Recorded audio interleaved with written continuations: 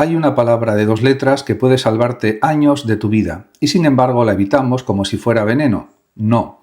Decir sí es fácil, nos hace sentir generosos, útiles, queridos. Cada vez que aceptamos una tarea extra, un plan que no queremos, una petición que nos incomoda, sentimos ese pequeño alivio de no haber decepcionado a nadie. Pero ese alivio es una trampa, porque cada sí que damos sin convicción es, en realidad, un no disfrazado, un no a nuestro tiempo, a nuestra energía, a nuestras prioridades, a nosotros mismos. Saber decir no no es un acto de egoísmo, como muchos creen, es un acto de honestidad. Cuando dices sí a todo, tu palabra pierde valor. Los demás dejan de saber qué es realmente importante para ti, porque para ti aparentemente todo lo es.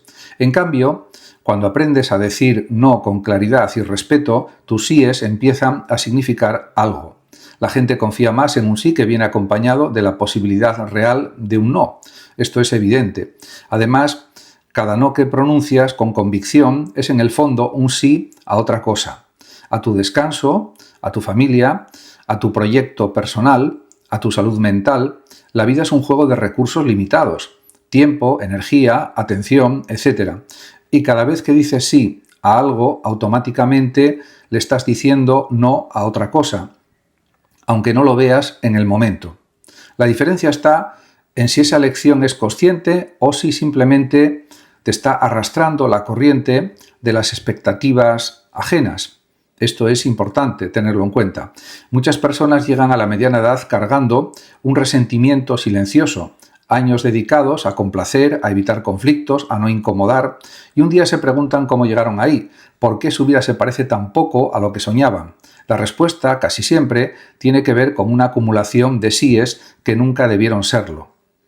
En este sentido, aprender a decir no también nos enseña a tolerar algo profundamente incómodo, la posibilidad de decepcionar a alguien. Pero aquí está la paradoja. Quienes realmente te valoran no dejan de quererte por poner un límite sano, y quienes sí lo hacen probablemente valoraban más tu disponibilidad que tu persona. No se trata, por tanto, de decir no a todo, ni de volverse rígido o distante. Se trata de decir no cuando sí te traiciona a ti mismo, de entender que un límite bien puesto con calma y sin culpa no rompe relaciones sanas, las fortalece, porque las hace más reales. También hay que decir que, al final, decir no no es una forma de decir me importo, y eso, lejos de ser un defecto, es una de las formas más profundas de respeto propio que existen. Puedes morir a los 90 años habiendo estado ocupado cada día de tu vida y aún así no haber vivido lo suficiente. Vivimos en la era de la ocupación permanente. Llenamos cada hueco de la agenda, revisamos el móvil en cada silencio, aceptamos cada reunión, cada proyecto, cada compromiso y sentimos erróneamente que ese frenesí es sinónimo de una vida plena. Pero la filosofía lleva siglos advirtiéndonos de que esto es una ilusión peligrosa. Séneca ya lo decía hace 2000 años. No es que tengamos poco tiempo, es que perdemos mucho. La ocupación constante es muchas veces una forma sofisticada de huida. Huimos de preguntarnos qué queremos realmente, porque responder a esa pregunta implica enfrentarnos a la posibilidad de no estar viviendo la vida que deseamos. Es más cómodo estar ocupado que estar presente. Estar ocupado no exige valentía, estar presente sí. A nivel psicológico esto tiene una explicación muy concreta. El cerebro humano busca constantemente evitar el malestar y el silencio, la pausa, la introspección. Generan una incomodidad real. Nos obligan a mirar de frente asuntos no resueltos, decisiones pendientes, insatisfacciones que preferimos no nombrar. La ocupación funciona entonces como un analgésico emocional. Nos mantiene distraídos de nosotros mismos. El problema es que un analgésico no cura nada, solo pospone el dolor. Además, la psicología moderna ha demostrado que el sentido vital no proviene de la cantidad de tareas realizadas, sino de la coherencia entre lo que hacemos y lo que verdaderamente valoramos. Puedes estar extremadamente ocupado haciendo cosas que no significan nada para ti y sentir un vacío profundo a pesar del cansancio físico. De hecho, ese es uno de los grandes dramas contemporáneos. Personas exhaustas pero vacías, cansadas pero sin rumbo. La vida, con sentido, No se mide en horas ocupadas, sino en dirección. Viktor Frankl, superviviente de los campos de concentración, lo expresó de forma magistral. El ser humano puede soportar casi cualquier sufrimiento si encuentra un porqué. Ese porqué no aparece llenando la agenda, aparece deteniéndose, reflexionando, eligiendo conscientemente qué merece nuestro tiempo y qué no. La trampa está en confundir movimiento con avance. Puedes estar corriendo en una cinta durante horas, sudando, agotado y sin embargo no haberte movido ni un metro de donde empezaste. Así es la vida de mucha gente, ocupadísima pero estancada. Tener una vida con sentido exige lo contrario a la ocupación compulsiva. Exige espacio para pensar, para sentir, para decidir con conciencia. Exige, paradójicamente, aprender a no hacer para poder distinguir qué merece realmente ser hecho. Cuanto más te esfuerzas en gustarle a todo el mundo, menos queda de ti para que alguien pueda realmente quererte. Suena contradictorio, pero es una de las trampas psicológicas más silenciosas y extendidas de nuestra época. Desde niños nos enseñan directa o indirectamente que ser bueno significa no molestar, no incomodar, ceder, adaptarse, y así crecemos convencidos de que nuestro valor depende de cuánto agrado generamos en los demás. El problema es que esa creencia, sostenida durante años, no construye una identidad, la disuelve. La persona complaciente no dice lo que piensa, dice lo que cree que los demás quieren escuchar. No expresa lo que siente, sino lo que considera aceptable sentir. No elige según sus propios valores, sino según lo que evitará el conflicto. Y aquí está la trampa. Cada vez que sacrificas tu opinión, tu deseo o tu límite para encajar, te vuelves un poco menos visible. No porque desaparezcas físicamente, sino porque dejas de mostrar quién eres realmente. En este sentido, a nivel psicológico, esto tiene una raíz muy clara: el miedo al rechazo. Nuestro cerebro, desde una perspectiva evolutiva, interpreta la desaprobación social como una amenaza real, casi como un peligro de supervivencia, porque durante milenios ser excluido del grupo significaba quedar desprotegido. Por eso complacer no es simple debilidad de carácter, es una respuesta profundamente arraigada de protección. El problema es que en la vida moderna ese mecanismo de defensa terminó por convertirse en una cárcel emocional. La persona que complace constantemente vive pendiente de la reacción ajena, analiza gestos, silencios, tonos de voz, buscando señales de aprobación o desagrado. Y en ese proceso agotador se desconecta progresivamente de su propia voz interior. Con el tiempo, muchas de estas personas ni siquiera saben qué quieren realmente, porque llevan tanto tiempo preguntándose qué quieren los demás, que perdieron el hábito o la costumbre de preguntárselo a sí mismas. Aquí aparece la paradoja más dolorosa. Cuanto más intentas gustarle a todos, menos te recuerda a la gente, porque lo que hace memorable a una persona no es su capacidad de adaptarse a cualquier situación, sino su autenticidad, sus aristas, sus opiniones propias, incluso sus contradicciones.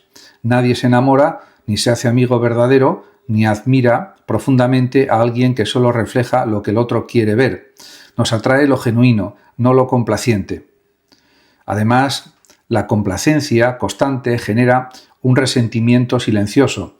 Cada sí forzado, cada opinión callada, cada límite no puesto se acumula como una deuda emocional que tarde o temprano pasa factura, ya sea en forma de agotamiento, ansiedad o de una sensación difusa de insatisfacción vital.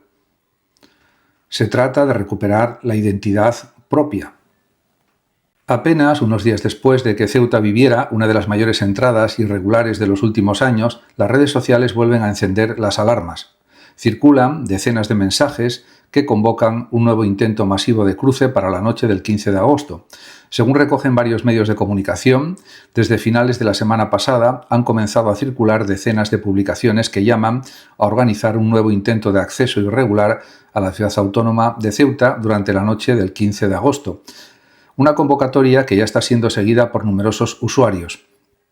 En algunos grupos incluso se plantea adelantar la fecha ante el temor de que se concentren demasiadas personas y provoque un mayor despliegue policial. En Instagram la dinámica ha sido distinta.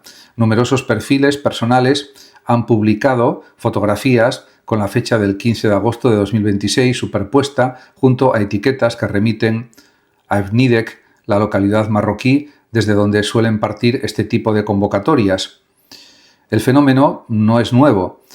En numerosos grupos de Facebook y WhatsApp, utilizados por jóvenes marroquíes interesados en emigrar, aparecen mensajes que hacen referencia al 15 de agosto, aunque algunos amplían el plazo hasta el día 19. Y aunque resulta complicado medir el peso real que estos contenidos tienen en la decisión final de cada persona, distintos expertos consideran que pudieron contribuir a generar un efecto llamada entre miles de personas durante la crisis de julio. Ahora bien, conviene ser precisos.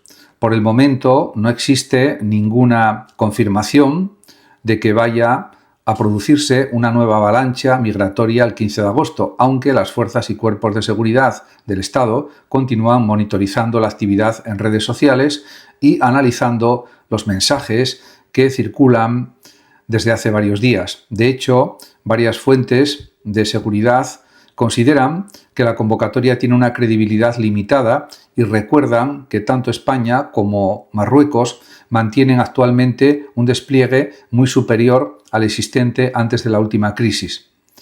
El contexto ayuda a entender la magnitud de la preocupación. La entrada masiva de finales de julio dejó cifras muy elevadas de cruces irregulares y la ciudad mantiene acogidos a 862 menores migrantes, una cifra que supera ampliamente la capacidad ordinaria de sus recursos de protección. Ese antecedente reciente es precisamente lo que hace que cualquier nueva convocatoria en redes se tome muy en serio, aunque su origen sea, de momento, exclusivamente digital. Así que sí, lo que ha trascendido en algunos medios de comunicación es lo que acabo de decir. Cuando miles de personas fuerzan una frontera en cuestión de horas y el balance humano se cuenta en decenas de víctimas, la pregunta ya no es si hay que reforzar la seguridad, sino hasta dónde debe llegar esa respuesta. La crisis migratoria que golpeó Ceuta a finales de julio dejó cifras sin precedentes. Más de 60.000 entradas irregulares en apenas un día, con más de 70 víctimas, una magnitud que obligó incluso a socios europeos como Francia e Italia a reforzar sus propias fronteras. La respuesta del gobierno español fue inmediata, un despliegue de unos 3.000 efectivos, combinando el refuerzo de Policía Nacional y Guardia Civil con más de 2.000 miembros de las Fuerzas Armadas. Es decir, el ejército ya está en la calle y no desde ahora. Las unidades militares llevaban meses entrenándose específicamente para responder a un ataque masivo contra la frontera de Ceuta.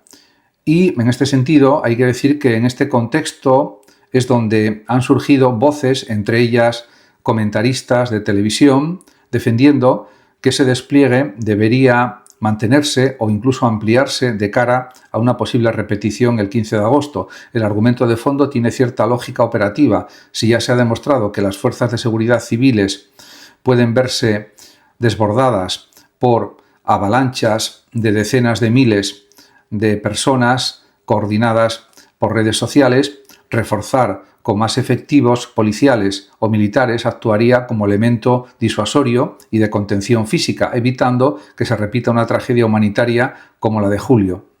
Sin embargo, esta postura no está exenta de controversia y conviene exponer también el otro lado del debate. Numerosas organizaciones humanitarias y expertos en migración advierten de que militarizar aún más la frontera puede tener efectos contraproducentes. No ataja las causas de fondo del fenómeno migratorio, puede aumentar el riesgo de que las personas busquen rutas más peligrosas para cruzar y corre el riesgo de generar situaciones de uso desproporcionado de la fuerza contra población civil, incluidos menores que ya representan una parte muy significativa de quienes intentan cruzar. También se apunta que la palabra invasión, usada por algunos comentaristas, resulta polémica, mientras unos la consideran una descripción ajustada a la escala del fenómeno, otros la rechazan por asociar movimientos migratorios con terminología bélica, lo que consideran que deshumaniza a las personas afectadas y polariza el debate público. Por otro lado, fuentes de seguridad citadas por varios medios matizan que de momento la convocatoria del 15 de agosto tiene una credibilidad limitada según diversas fuentes.